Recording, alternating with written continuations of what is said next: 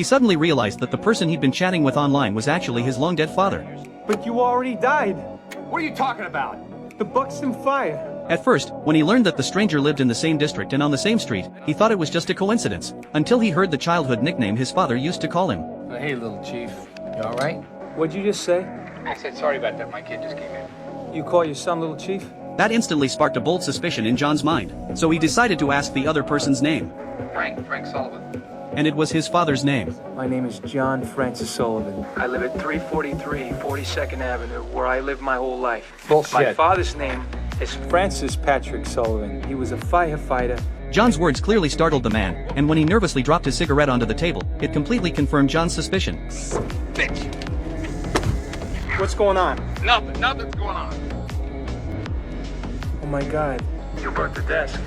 I can see it. John suddenly remembered that his father, a firefighter, had died in a rescue mission 30 years ago. If he could somehow use this old radio to save his father back then, maybe their family could be reunited. The Buxton fire.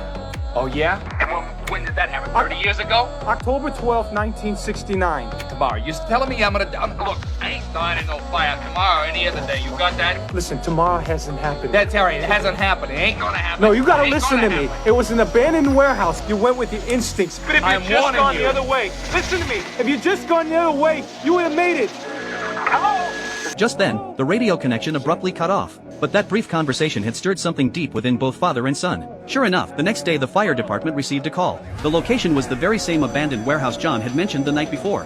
We have a 3 and 2 response, ladder 93. Your first due, box 280, is reported to be an abandoned warehouse at the foot of Water Street 3rd. Frank couldn't help but worry whether he was truly destined to die in that fire. His face was full of unease on the way to the scene. After a brief inspection at the scene, everyone was just starting to feel relieved that no one had been hurt when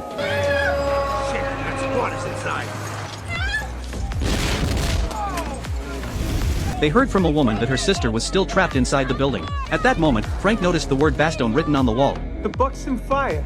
But he still chose to rush into the burning building to save her. Soon, he found the unconscious girl, but just as he was about to use the ladder to evacuate. What the hell is going on? Frank, the ladder's jammed! The ladder's jammed! Frank, you gotta find another way out!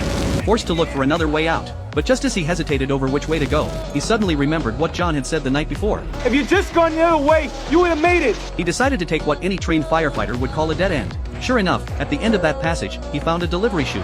Holding the girl tightly, he slid down to safety. That day, the man who was supposed to die in the fire changed his fate. But that small twist of destiny would go on to trigger a chain of events spanning the next 30 years.